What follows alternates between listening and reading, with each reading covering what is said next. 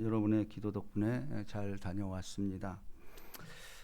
여러분, 저는 저뿐 아니고 많은 같은 분들이 성령의 이끌림이고 이게 우연이 아니었구나 하는 사실을 여러분 스스로가 이제 세월이 흐르면서 알게 될 것입니다.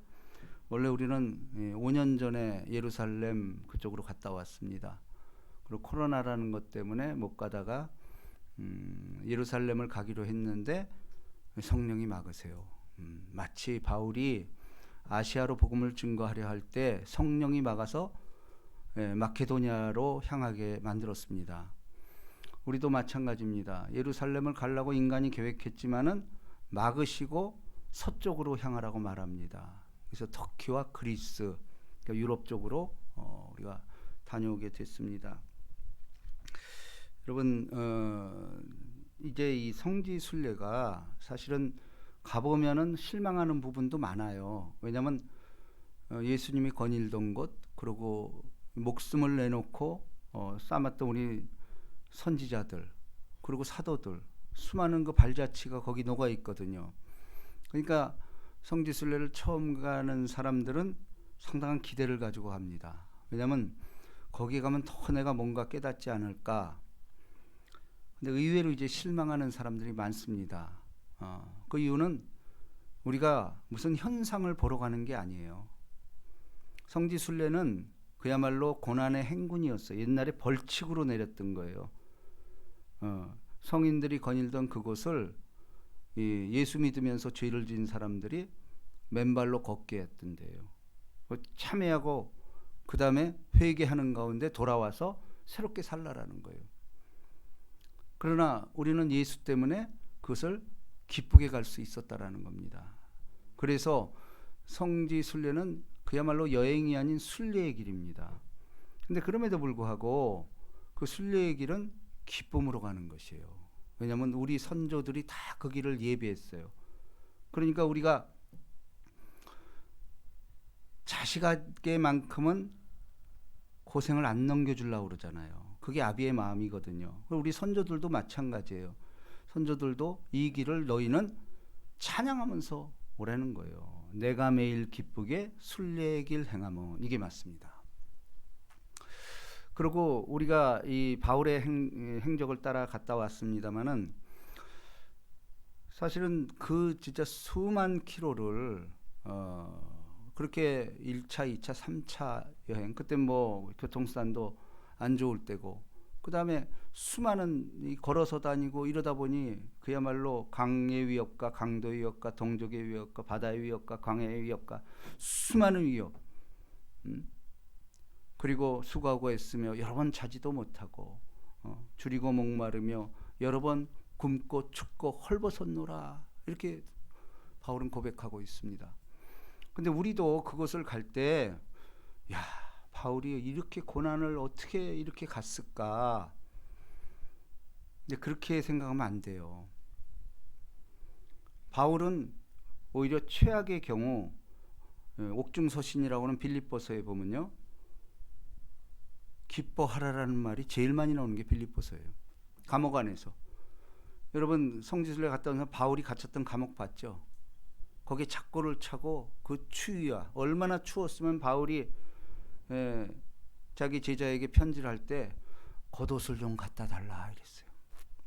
얼마나 추웠겠어요 거기. 지금처럼 무슨 뭐 면회도 되고 이런 감옥이 아니에요. 그러면 그분이 그런 고난을 감내하고 무엇이 그를 그렇게 했을까요? 저는 이 바울이 성령의 기쁨이 있었어요. 이게 틀림없는 사실이에요. 그러니까 우리가 자꾸 바울의 행적을 고난으로 풀면 안 돼요. 그래, 세상 사람들이 볼 때는 고난이요. 지금 우리가 주일날 오고 이렇게 무슨 행사 때마다 일하는 거, 세상 사람들이 볼 때 허비죠, 허비. 그죠? 그러나 인생은 어차피 허비예요. 뭔가 일을 해야 될 거 아니에요. 근데 우리는 거룩한 쪽에 승부를 거는 거예요. 그것이 하나님의 말씀이기 때문에 그렇습니다. 그래서 우리가 그 순례기를 행할 때 제가 주일날 설교를 좁은 문으로 좁은 문이 아니고 네? 문 밖에서 두드리노니 그죠? 그걸 했습니다. 근데 우리가 거길 가봤지만 참 우리가 이 의문을 품어야 돼요. 가는 곳곳마다 신전터가 장엄하게 서 있어. 전부 신전터야. 여러분 문화유산 1호인 파르테논 신전 그게 상징이잖아. 1호에 1호. 우상을 섬겼던 가장 큰 신전이 세계문화유산 1호라니까. 그리고 WHO 세계보건기구도 뱀이 몰아가는 형상을 지니고 있죠. 우리 이번에 가봤지만은 교회에도 뱀들이 올라가는 형상들이 너무 많은 거예요. 근데 이상한 것은 우리가 7교회를 다녀왔습니다. 근데 7교회 중에서 이렇게 보니까 전부 신전하고 같이 있는 거야. 신전하고. 저는 그게 이상했어요. 쉽게 말하면 우리가 교회를 개척할 때 절터 옆에 할까? 무당집 옆에 할까? 아니잖아요. 근데 이 7교회를 보니까 아니 신전 그 장엄한 신전 옆에다 교회를 하고 있다라는 거예요. 재수 없어서도 안 할 텐데 그렇게 하고 있다라는 거예요. 근데 그거는 왜 그러냐? 그 당시 문화는 신전 중심의 문화였다라는 거예요. 왜냐하면은 신전이 삶의 중심이었어요. 그러니까 신전은 가능하면 제일 높은 곳에 세웁니다. 제일 높은 곳에 세우면서 그곳에서 제사를 드리는 수많은 사람들이 고기와 뭐 떡 이런 걸 가져오잖아요. 그러면은 법으로 제사를 드렸던 고기만이 시장에서 팔 수가 있어요. 그러니까 신전터 옆에는 반드시 아고라라는 상가가 있어요. 그래야 그걸 갖다 파니까 공인 거기서 제사장들이 도장을 찍어주는 그 고기를 갖다 또 거기서 떠는 떡, 빵 뭐 이런 걸 갖다 찍어줘야 매매를 할 수 있었다라는 거예요. 그러니까 사람이 모이겠죠. 그러니까 거긴 아고라라는 이 상점이 즐비하게 늘어져 있고 그리고 빠질 수 없는 게 돈이 있고 이러다 보니까 매춘 문화가 발전이 된 거야. 이 성지에 가보면 거기에 아직도 그 표적이 있어요. 도서관도 있고 그런데 거기에 쉽게 말하면 창녀촌으로 가는 길 해서 표시가 되어 있어요. 돈이 많은 곳에서는 그렇게 될 수밖에 없다라는 거예요. 그것 좀 꺼주세요. 소리가 나네. 그거 못 하세요? 보청기에서 소리가 나는데 줄여야 돼요 그거. 자 그런데 제가 이제 이번에 가서 발견한 것은 자 우리가 알다시피 7교회 중에서 그래도 칭찬받은 2교회가 있었다라는 거예요. 그게 뭐냐면 빌라델피아 교회죠. 그리고 서머나 교회예요. 근데 빌라델피아 교회는 워낙 우리도 적은 교회였어요. 적은 교회인데 오히려 에베소, 라우디아 교회는 큰 교회예요. 근데 책망받잖아. 그래서 저도 우리 교회가 빌라델피아 교회가 됐으면 좋겠다 하고 했는데 이번에 가서 제가 새롭게 깨달은 게 뭐냐? 그 7교회 중에 다 신전터 옆에 졌는데 빌라델피아 교회는 신전터가 없어요. 기둥만 큰 게 있어요. 여러분도 아마 사진 찍어 오셨을 거예요. 거긴 신전터가 없어요. 이게 굉장한 우리에게 인사이트 주는 거예요. 그리고 이제 성지순례 가면 그런 걸 발견하는 거예요. 왜 다 신전터 위에 교회를 7교회를 세웠는데 빌라델피아 교회는 신전터를 피하고 거룩한 곳에 세웠다라는 거예요. 이것은 교회가 성결해야 된다라는 걸 말하죠. 저는 그것보다도 서머나 교회였어요. 서머나 교회는 순교하는 교회예요. 그러니까 교회는 보세요. 복받은 교회하면 우리는 자꾸 물질적으로 생각을 해요. 근데 서머나 교회는 핍박받은 교회예요. 그래서 순교자가 거기서 제일 많이 나옵니다. 네. 이그나티우스라는 일대 교부, 그 다음에 폴리캅이라는 교부가 거기 교회 출신이에요. 근데 아이러니하게도 서머나 교회 터만이 없어요. 흔적이 없어. 저는 이게 교회가 나갈 길이라고 봅니다. 흔적이 없어요. 근데 성경에 기록되어 있잖아. 어디 갔을까? 저는 이게 바로 마지막 때에 휴거된 교회라고 생각을 하는 거예요. 휴거된 교회가 이 땅에 없어. 흔적이 없어. 하늘나라에 있을 거예요. 교회는 보이는 걸로 승부하는 게 아니에요. 보이지 않는 거. 왜냐하면 믿음은 보이지 않는 것들의 실상이요 그러잖아. 보이면은 믿음이 아니죠. 근데 우린 자꾸 보이는 쪽만 찾는다란 말이에요. 그러니까 여러분 이번에 성지순례 가서 여러분도 가장 많이 들은 말이 뭐예요? 지진이 났다는 거예요. 그러니까 그걸 발굴을 하는 거야. 한 10m 파내야 돼. 10m 파내야 옛날 교회터가 나오는 거야. 신전터도 마찬가지고. 그러니까 하나님이 그걸 다 묻어버린 거예요. 그래서 예수님이 제가 금요일 날 오자마자 설교한 게 그거예요. 예루살렘 성전을 바라보면서 우시잖아. 그러면서 이 성전이 돌 위에 돌 하나도 다 묻혀버리라. 실제 없어져 버렸잖아요. 성전터가 완전히 없어져 버렸어요. 그 얘기는 뭐죠? 여러분 기독교는 족적을 남기는 것을 거부합니다. 근데 세상은 자꾸 뭘 파내가지고 신화를 만들어버려요. 이게 잘못된 거예요. 우리는 보이지 않는 걸 추구하는 거예요. 근데 믿음으로 보면 그게 실상으로 반드시 다가온다라는 거예요. 이게 믿음의 확신이라는 거예요. 보이는 거 믿는 거에 그건 누가 못해. 그게 아니고 보이지 않는 하나님을 믿는 것. 근데 이것이 증거가 된다라는 거예요. 이것이 오늘 주제이기도 합니다. 그래서 여러분 라우디아 교회가 그야말로 돈 많고, 그러니까 이 교회도 처음부터 그런 건 아니었어요. 초창기에는 신앙이 좋았죠. 그래서 예수 믿으니까 돈도 많아지고 땅도 커지고, 그러니까 부유한 사람들끼리 모임이 된 거야. 예수님 뭐라고 책망하죠? 덥든지 차든지 하라. 색깔을 분명히 하라는 거예요.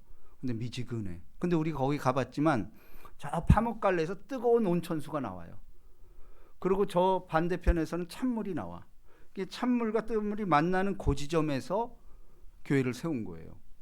근데 그 지점도 신전터야. 신전터 옆에 교회를 졌어요.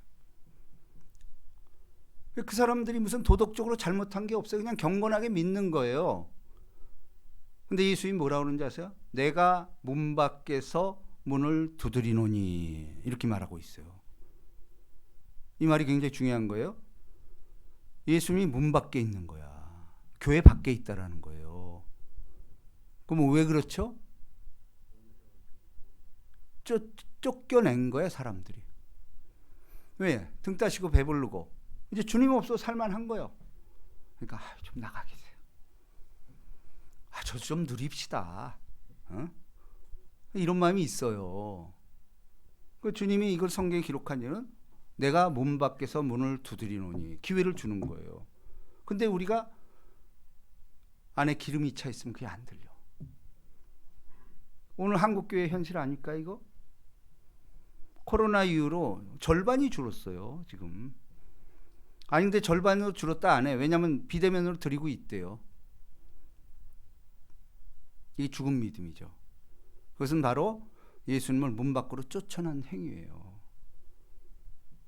덥지도 차지도 않다.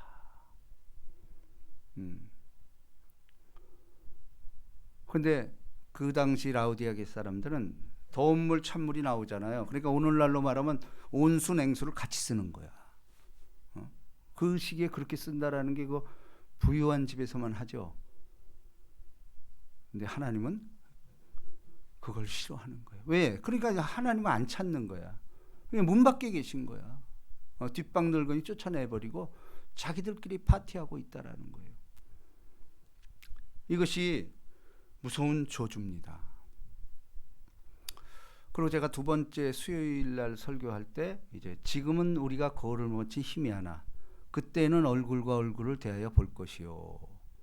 이제는 우리가 부분적으로 하나 그때는 주께서 아신 것 같이 완전히 알리로다. 그러면서 우리가 그리스 신화가 나오잖아요.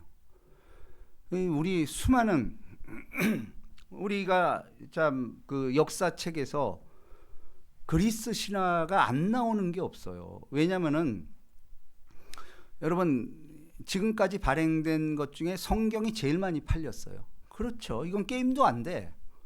두 번째가 뭔지 아세요? 그리스 신화예요. 오디세이. 그리스 신화가 성경 다음으로 많이 팔렸어. 근데 여러분 그리스 신화가 허황된 거 아니에요? 제우스가 신들 중에 신인데 바람을 펴요. 이런 게 말이 돼요 이게? 근데 왜 신화가 생겼죠? 인간이 가는 길에 필수 없는 문제가 생긴 거야. 그 신화를 만들어낸 거예요. 그 사람들의 필요에 따라서 신화를 만들어낸 거예요. 그러니까 말도 안 되는. 그래서 여러분 그 이제 같은 사람들은 그 가이드한테 들었지만 크로노스라는 사람이 등장을 하잖아요. 크로노스가 뭐냐면은 인간의 시간을 뜻하는 크로노스. 이 시간을 뜻해요. 근데 그 크로노스 시간을 뜻하는 크로노스가 아니 어떻게 이 제우스 아버지를 삼켜버려. 그 신화 같은 얘기죠. 시간 속에 삼켜버리겠다라는 거예요. 이게 인간의 허상이라는 거예요. 우리가 사는 크로노스의 세계, 이게 다가 아니라는 거예요. 근데 하나님 뭐라고 말하죠? 그때에는 이게 카이로스예요. 하나님의 때. 그래서 예수님께서 십자가를 향해 가면서 제자들이 그럽니다. 아니 주님 이제 좀 할 때가 되지 않았습니까? 예수님 뭐라고 그러죠? 내 때가 아직 이르지 아니하였노라. 우리 오늘 읽은 것도 그 말이 나오죠. 내 때가 아직 이르지 아니하였대. 근데 그때 내 때가 카이로스예요. 신앙이라는 건 뭐냐? 크로노스의 세계에 살면서도 카이로스를 끊임없이 찾는 삶이 신앙이라는 거예요. 그러니까 카이로스를 많이 경험하는 삶. 카이로스를 다른 말로 하면 뭐죠? 하나님과의 만남이에요. 하나님이 영이잖아. 영은 시간으로 만나면 죽어. 시간이 아닌 영적인 만남이 바로 카이로스라는 세계예요. 여러분이나 저나 구원의 사건은 이 카이로스라는 시간, 하나님의 시간에 우리를 맞췄더니 이게 구원이 된 거예요. 우리는 자꾸 뭐라고 그러죠? 내 때를 자꾸 맞추려고 그래. 하나님 도와주세요. 이게 뭐예요? 내 때에 좀 맞춰주세요. 이 얘기 아니에요? 그게 크로노스야. 근데 카이로스 이 세계는 하나님의 때에 나를 맞추는 거야. 그게 기도죠. 그게 응답받는 거죠. 그게 찾는 것이 카이로스의 세계라는 거예요. 여러분도 알게 모르게 그걸 체험한 거예요. 또 이렇게 주의를 통해서도 이걸 깨달을 수 있는 것은 바로 카이로스의 세계. 그리고 예배는 언제든지 이 카이로스를 삼어야 돼. 하나님의 때. 그러니까 예배라는 건 뭐냐면 말씀이 나가잖아요. 나를 말씀에 맞추는 거야. 이걸 자꾸 연습하다 보면은 하나님의 때, 카이로스가 이 기적이 임하는 거예요. 이게 틀림없는 사실이에요. 저도 여기까지 오기에 수많은 카이로스를 만났어요. 근데 그것은 하나님이 나를 맞춰주는 게 아니고 내가 하나님의 때에 맞추는 거예요. 이 기도를 통해서 이루어질 수 있다라는 겁니다.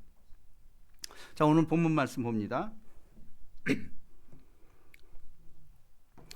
좁은 문으로 들어가라. 멸망으로 인도하는 문은 크고 그 길이가 넓어 그리로 들어가는 자가 많고 생명으로 인도하는 문은 좁고 길이 협착하여 찾는 자가 적음이라. 그렇죠? 자, 이것 때문에 이제 사실 사람들이 절망을 해. 왜냐하면 전도의 현장에서 전도를 하다 보면은 이제 이런 걸 지적을 해요. 그 좁은 문에 어떻게 들어가 우리가. 그러니까 그냥 여기서 이렇게 복잡하게 살지 말고 그냥 우리끼리 즐기면 뭐 인생 한때 아니야? 그냥 굵고 짧게 삽시다. 뭐 이게 아주 그냥 나이스한 것 같이 느끼잖아. 그죠? 근데 우리 삶이 뭐죠? 70에 간 거는 80에 잠깐 그야말로 찰나의 순간이에요. 여러분, 그리스도인이라는 건 뭐냐면 내게 일어나는 일 우연으로 생각하면 안 돼요. 이게 카이로스구나라고 고백을 해야 돼요. 그게 나한테 불리한 일이라 하죠. 왜 내게 이런 일이 일어나지? 그게 카이로스예요. 하나님 물은 그거 사랑하는 거예요. 근데 아무 감각이 없어. 아유, 뭐 살다 보면 그럴 때도 있지. 이건 기독교인들이 할 말이 아니에요. 우연이 없어요. 반드시 내게 일어난 일에 관해서 신앙으로 반응하는 것, 이게 카이로스를 찾는 방식이에요. 그걸 갖다가 영적인 사람이라고 말하는 거예요. 영은 보이지 않잖아요. 보이지 않는 걸 자꾸 우리 시간에 맞추려고 그래. 그래, 크로노스가 결국 망했잖아요. 하나님의 사람들, 끊임없이 영적인 것을 사모하는 사람들의 이야기라는 겁니다. 자, 그러면서 뭐라 그러죠? 자, 16절 다 같이 시작. 그들의 열매로 그들을 알지니 가시나무에서 포도를 또는 엉겅퀴나무에서 무화과를 따겠느냐. 이와 같이 좋은 나무마다 아름다운 열매를 맺고 못된 나무가 나쁜 열매를 맺나니 좋은 나무가 나쁜 열매를 맺을 수 없고 못된 나무가 아름다운 열매를 맺을 수 없느니라. 이게 뭐 자명한 거 아니에요. 우리가 보십시오. 농사를 지을 때도 특히 벼농사, 저도 우리 처가에서 그걸 지니까 매년 갔다 오고 그러는데, 여러분 이 자라날 때는 진짜 이게 어느 게 잡초인지 잘 몰라요. 그러니까 그걸 뽑다가는 그냥 온전한 벼도 뽑고 그러니까 자랄 때까지 내비두라는 거예요. 근데 자라면서 확연히 드러나잖아. 응? 그렇잖아요. 아름다운 열매를 맺지 아니한 나무마다 찍혀 불에 던져지느니라. 지옥이 있어요. 하나님이 공의의 하나님이죠. 여러분 생각해 보세요. 우리가 이 땅을 살면서 이 땅이 불공평해요, 사실. 그죠? 불공평한 세상이에요. 그렇지만은 예수 때문에 이 질서를 찾아가고 있는 세계예요. 그러나 안 믿는 사람들은 무질서 속으로 내던져진 존재예요. 어디에서 와서 왜 살며 어디로 갈지 그러니까 마음대로 개쎄라 쎄라 이러면서 사는 거예요. 왜냐면 뭐 누구나 한평생 사는 거. 죽어봐야 알지. 그러나 여러분, 주님은 만물을 보라고 얘기합니다. 여러분, 만물은 그리스도와 연관이 있어요. 모든 만물은 그리스도와 연관이 있어요. 이게 신앙이에요. 만물과 그리스도는 전혀 떨어진 게 아니에요. 왜냐하면 그분이 창조주이기 때문에. 태초에 하나님이 천지를 창조하시느니라. 근데 예수가 거기 있었다라는 거 아니에요. 예수가 창조주입니다. 그럼 예수께서 만든 이 만물은 하나님과 관계가 있는 거예요. 그러니까 우리가 신앙생활이라는 건 뭐냐면 모든 만물 속에서 하나님의 관계를 찾아내는 거예요. 그것이 설령 내게 불리하다 할지라도 반드시 연결이 되는 거예요. 신앙 안에서. 이것이 우리가 굉장히 중요한 신앙인의 자세라는 겁니다. 만물은 그로 말미암아 지은 바 되었으되 그러잖아. 이게 신앙 고백이에요. 그럼 그로 말미암았다라는 건 뭐예요? 그분하고 다 연결이 돼 있다라는 거예요. 근데 죄 때문에 그게 안 보이는 거야. 이것 따로, 이것 따로. 하나님은 전혀 관여 안 하신다. 그냥 만들어 놓고 내버려 두셨다. 이렇게 생각을 하는 거예요. 근데 과연 그럴까요? 성경이 그렇게 말하고 있는데요. 절대 그렇지 않습니다. 만물은 그로 말미암아 그를 위하여 만들어진 것이에요.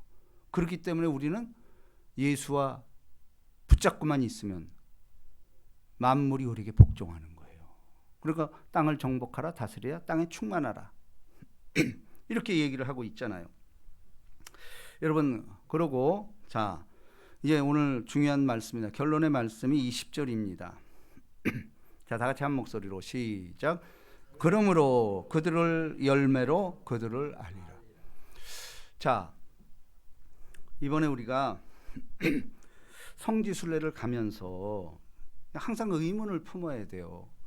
왜냐하면 터키 땅 같은 경우 7교회가 있던 데 아니에요. 그죠? 유서 깊은 그야말로 기독교 문화가 싹 텄던 곳 뿐만 아니고 아브라함을 부를 때 본토 친척 아비집을 떠나 내가 지시할 땅으로 가라. 일단 갔던 게 어디예요? 하란이라는 데요. 하란도 터키 지역이에요. 7교회, 골로새서, 갈라디아 전부 터키 땅이에요. 비옥한 그 터키 땅. 근데 왜 기독교 문화가 꼽혔던 것에 터키는 그곳 원주민이 아니에요. 터키는 역사적으로 돌골족 아시죠? 돌골족. 몽고에 있던 돌골족이에요. 이건 제 얘기가 아니에요. 역사 얘기예요. 돌골이 뭐예요? 당태종이 우리나라 안시성, 평양성을 점령하러 올 때 100만 대군 동원했다고 그러잖아요. 근데 100만 대군을 동원해서 칠 수 있었어요, 사실은. 근데 뭐 안시성에서 잘하고 그게 아니고 당태종이 이제 첩자들이 왔는데 북쪽에 있는 돌궐이 우리가 비어있는 것을 알고 쳐들어온다라는 거예요. 그게 돌궐족이에요.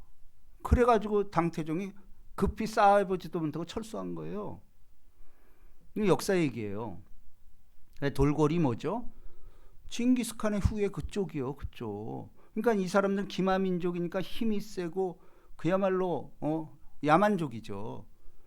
그 사람들이 밀고 서쪽으로 진격을 해서 7교회를 점령해버린 거예요. 그러면 아니 하나님도 무심하시지 왜 교회를 안 지켜줬습니까? 여러분 그거 아세요? 교회 타락은요. 교회 타락의 빌미를 준 거예요. 그 당시 교회사가 얼마나 참 유치하고 찬란한지 모를 정도로 타락이 돼 있었어요. 교회가. 라우디아 교회처럼. 다 정권 잡고 자기들이 하고 그거를 못 견디는 거예요. 근데 보세요. 자, 성경이 그 얘기 하잖아. 이스라엘을 주시하라고 그랬죠. 근데 이스라엘 보십시오. 성경이 이스라엘 역사잖아요. 근데 뭐라고 돼 있죠? 이스라엘이 반역할 때 주변 국가들을 동원돼 치잖아. 이거는 역사적인 사실이에요. 왜 7교회가 사라졌을까? 이스라엘 민족을 보면 돼요. 교회가 하나님의 명령을 거부하고 자기들끼리만 리그를 즐긴 거예요. 이것은 하나님 반드시 심판합니다. 그렇잖아요. 그런 의문을 품어야 돼요. 아니 왜 저 돌골족한테 우리가 망해야 됩니까? 그 오스만 투르크 그러잖아요. 투르크 병사들. 그래서 터키 사람들이 우리가 형제라고 그러는 이유가 왜 그렇겠어요? 우리도 몽골, 우랄 알타이 계열이잖아. 그 같은 피라 이거예요. 근데 그들은 힘이 세가지고 터키를 점령해 버렸던 거예요. 원래 그들 고향이 아니에요. 거기가 기독교인들의 터였어요. 근데 기독교가 타락하고 하니까 이렇게 된 거예요. 자, 더 놀라운 사실은 동방종교, 서방종교가 있잖아요. 그게 이제 갈라졌잖아요. 근데 서방종교는 지금의 교황, 동방종교는 그리스도의 종교에서 러시아 이쪽으로 그렇게 된 거예요. 근데 동방종교와 서방종교가 나눠진 게 뭐냐면 성상숭배 때문에 그래요. 우리 그 유적지에 가면요, 그야말로 그림들이 너무 아름다워. 교회마다 그러니까 그때는 글씨 이런 그런 게 없으니까 그림으로 교육을 시킨 거야. 그러니까 사복음서에 나온 예수님의 행적을 그림으로 다 그려놓은 거예요. 그러니까 얼마나 교육하기 쉬워요. 우리 이번에 봤잖아요. 그림으로 보는 게 너무 좋은 거야. 근데 그게 논쟁이 된 거야. 어떤 사람들이 아니 십계명에 의하면 아무 형상도 만들지 말라고 그랬는데 그림 그리는 것도 이거 안 되는 거 아니야? 이렇게 된 거예요. 그렇죠. 그럴듯하잖아. 근데 이제 그거는 합의를 합니다. 그래, 그림 그리는 것까지는 그냥 교육으로 쓰니까 그럼 뭐 되죠. 근데 문제는 뭐냐? 그래서 오바를 한 거예요. 서방 종교는 형상을 만들기 시작한 거야. 이게 예수다. 이게 마리아다. 근데 마리아가 등장해야 되는 건 왜 하필이면 마리아 상이 등장했을까? 그 당시 신전 문화가 여신 중심의 문화였어요. 전부 여신들이요, 여신들. 파르테논 신전도 여신이야. 여신들을, 그러니까 그 문화가 들어가니까 마리아라는 예수의 어머니를 형상화시켜 버린 거야. 그러니까 성당마다 가면은 이 입체적인 동상이 서 있잖아. 근데 동방정교는 그걸 거부한 거예요. 안 된다, 그건. 형상이지 않냐. 그리고 기독교와 천주교의 차이가 뭐냐면, 여러분 성당 이제 천주교를 믿는 사람들은 십자가에 뭐가 있죠? 그냥 십자가만 있는 게 아니죠. 예수의 입체적인 형상이 있어. 그러니까 천주교는 형상을 허용을 해요. 근데 동방정교는 형상을 허용하지 않아요. 거기서 갈라진 거예요. 그럼 우리 기독교 입장은 뭘까? 우린 뭐죠? 아니, 기독교도 가지각색이에요. 어떤 종파는 십자가도 안 된다는 거야. 이것도 형상이래. 그건 아니고 우리 이렇게 정리해야 됩니다. 우린 다 허용을 해요. 형상이든 동상이든 다 허용을 해. 다만 그것이 숭배의 대상이냐 아니냐라는 거예요. 우리가 예를 들어서 예수의 형상을 보고 눈물이 나고 예수님이 이렇게 했구나. 마음이 동요되면은 그것은 형상이 아니고 기념이라는 거예요. 이게 기독교적인 입장이에요. 그러니까 어느 것도 허용을 해. 다만 그것이 우상을 섬기거나 다른 신을 섬기고 그건 안 되는 거죠. 이 마음에 있다라는 거예요. 어떤 형상을 보고 그리스도를 향한 열정과 사랑이 살아있다면은 그게 옳다라는 거예요. 모든 것이 가하나 그러잖아. 그래서 그런 거 안 따져요. 그러니까 기독교는 본질이신 예수 그리스도 삼위일체 이분이 중요한 거지 그걸 보고 미혹을 받아서 하고 안 되는 거예요. 심지어는 모세가 광야에서 뱀을 든 그 놋뱀 있잖아. 근데 저기 나오죠. 열왕기 역대기에 보면요.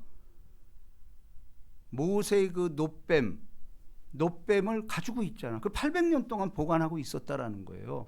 근데 그거를 없애버리잖아. 기독교는 철저하게 이 형상을 족적을 남기는 걸 원치 않아요. 그게 숭배의 대상이 돼서는 안 돼. 모세가 만든 놋뱀 그것이 800년 동안 보관을 하고 있었던 거야. 그게 신주단지처럼 부적처럼 쓰이는 거 안 된다라는 거예요. 자, 그런데 이제 여기서 이제 중요한 게 있습니다. 그럼 우리가 이 생각을 해야 돼요.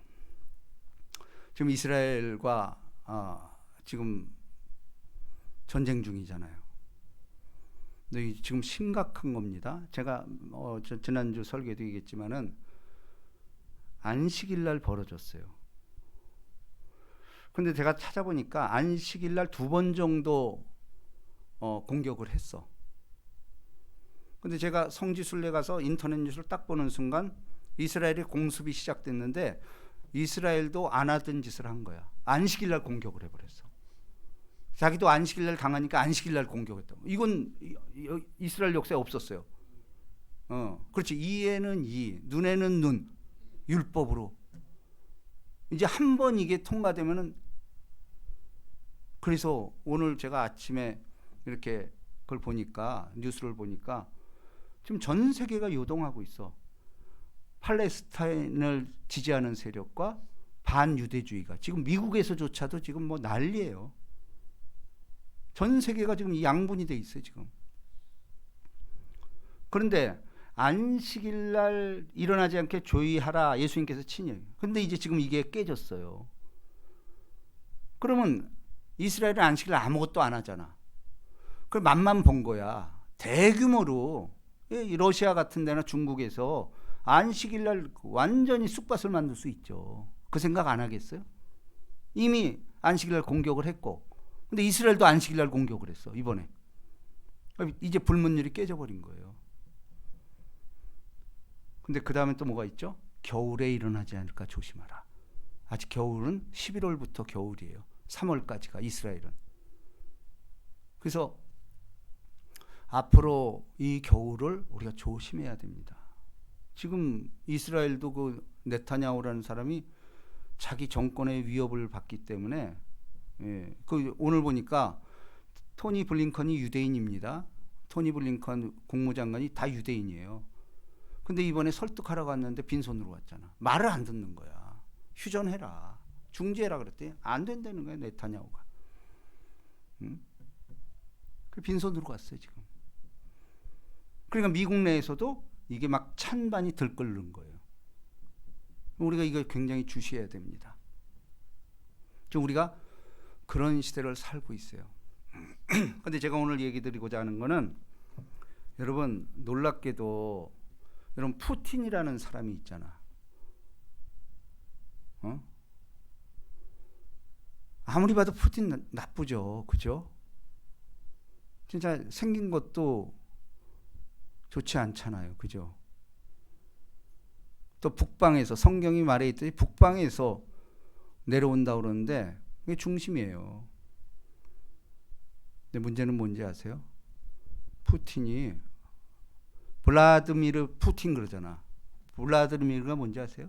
세례명이에요, 세례명. 그리토 정교인이에요. 러시아 정교. 세례까지 받았어요.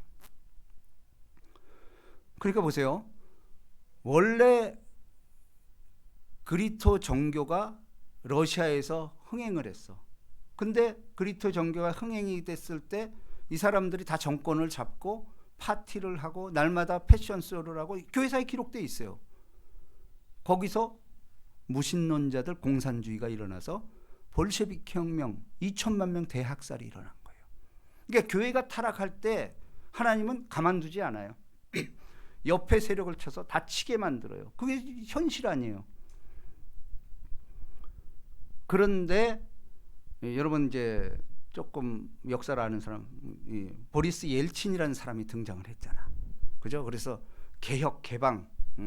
원래는 이제 그 고르바초프에서 뭐 개혁 개방 뭐 그 정책을 펴가지고 고르바초프 때부터 이제 거기가 다시 그리토 정교를 받아들이죠. 공산주의로는 이게 안 되겠구나. 물꼬를 트면서 보리스 옐친 때 와서 이 러시아 정교를 복권을 시켜버립니다.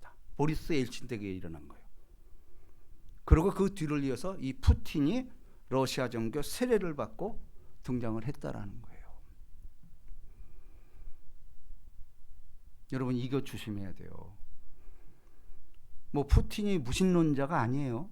그리토 정교에서 세례를 받은 그런 사람이에요. 그게 무슨 얘기죠? 예수님 제자 중에도 가룟 유다가 있었죠. 그러니까 적그리토는 왜 적 안티크라이스트라고 그랬을까? 그리토인 척하는 거예요. 우리가 이거 조심해야 돼요. 우리는 안 믿는 사람은 그냥 우리하고 상관도 없어. 그건 그렇게 하다 가는 거예요. 근데 믿는다고 하면서도 가룟 유다, 이 푸틴, 의외로 이런 사람 많습니다. 주의해야 돼요. 그러면 여러분 제가 오늘 던지고자 하는 말은 이거예요. 그럼 그들을 우리 어떻게 구분하냐 이거예요. 다 그리토의 탈을 쓰고, 푸틴도 처음부터 그러진 않았잖아요. 근데 어찌됐건 지금 악역을 맡고 있잖아. 공격하고 막 이러고 중국과 손을 잡고 지금 이러고 있잖아요. 그럼 교회사를 통해서 볼 때 우리는 뭘 보고 그러면 믿어야 됩니까? 오늘 얘기해요. 이러므로 그들의 열매로 그들을 알리라. 근데 현재까지 보십시오. 푸틴 열매가 어떻습니까? 우린 자꾸 그리토인이라는, 여러분 러시아 정교가 1억 명이에요 지금. 1억 명이 믿고 있어. 엄청난 세력이 예수를 믿고 있어요. 그 정점에 푸틴이라는, 블라디미르 푸틴이라는 사람이 딱 정면에 서 있는 거예요. 맨날 기도해요. 우리 뭘로 알죠? 열매로 하는 거예요. 늘 열매를 바라봐야 돼요. 이건 세월이 흘러야 되죠. 근데 현재까지 나타난 열매는 안 되는 거예요. 그죠? 우리도 마찬가지예요. 우리도 같이 예배를 드리지만 수많은 사람들이 결국은 농명되지 못한 사람이 있다라는 거예요. 이거 우리가 늘 경계하고 있어야 돼요. 그러니까 뭐냐? 그리스도인의 삶이라는 것은 그때그때 열매를 확인해야 돼요. 아, 저 사람이 진짜 잘 열매를 맺고 있는가? 응? 정말 우리에게 주어진 숙명과도 같은 거예요. 교회사를 통해서 푸틴 같은 사람이 나오잖아요. 응? 폴포트 정권이라고 있죠. 거기 제가 캄보디아 갔을 때 그 해골 쌓아놓은 거, 그 사람이 캄보디아 제일 똑똑한 3인 중에 뽑혔던 사람이에요. 영국 유학 가서 기독교 배우고 이렇게 해가지고 그런 사람이 자국에 와서 수백만 명을 죽였잖아. 킬링 필드라는 그 유명한 폴포트. 기독교의 탈을 쓰고 열매로 하는 거예요. 여러분, 우리 교회도 마찬가지입니다. 지금 열매가 어떻게 되냐 우리 대충 알잖아. 그죠? 스스로 각 사람 한번 생각해 보세요. 내가 지금 제대로 된 열매를 맺어가고 있는가? 그렇잖아요. 이게 우리의 숙제예요. 뭐 교회 나오면 다 구원받는다? 아니에요. 가론 유다 같은 사람이 있고요. 블라디미르 푸틴 같은 사람이 있고요. 예. 그 수많은 그런 사람들이 있어요. 근데 그게 남의 얘기가 아니에요. 우리 얘기예요. 그래서 신앙 점검을 해봐야 된다라는 거예요. 내게 일어나는 일에 대해서 신앙으로 반응하지 않으면은 그 사람 버림받았습니다. 그래도 매맞는다라는 것은 하나님 사랑하는 거예요. 그때 깨우치지 못하면요, 진짜 완전히 구제불능이 돼요. 이거 두려워해야 돼요, 진짜. 여러분, 예수를 믿는다라는 것에 참된 경건이 뭔지 아십니까? 경건한 생활이라는 건 뭐냐면은 하나님에 대한 두려움이 있어야 돼요. 그거 없이는 신앙이 존재하지 않아요. 그걸 경외함이라고 말합니다. 경외 없는 신앙은 죽은 거예요. 왜냐하면 그분은 심판주예요. 그러면서 구속주예요. 두 가지를 겸비하고 있어. 근데 우리는 자꾸 구속에만 매달리다 보면 심판은 아유 나는 괜찮아. 한번 구원받았는데 뭘? 아니에요. 그렇지 않아요. 성경은 경외하는 마음, 하나님을 두려워하는 마음이, 그를 여호와를 경외하는 것이 지식의 근본이거는 미련한 자는 지혜와 훈계를 멸시하느니라. 여호와를 경외하는 것이 지혜의 근본이요 거룩한 자라는 것이 명철이니라 그랬어요. 정말 여러분, 우리는 다 완성체가 아닙니다. 다 예수를 바라보면서 그분의 형상을 닮으려고 우리 쫓아가는 존재예요. 그렇지 않습니까? 우리는 열매를 위해서 지금 신앙생활하는 거예요. 네. 여러분, 자기의 열매가 어떤 걸까? 앞으로 예측을 해야 됩니다. 이런 식으로 나가다가는 하나님 가만두지 않아요. 이 복이 임하시기를 주님의 이름으로 축복합니다. 오늘은 거룩한 성찬 주일입니다.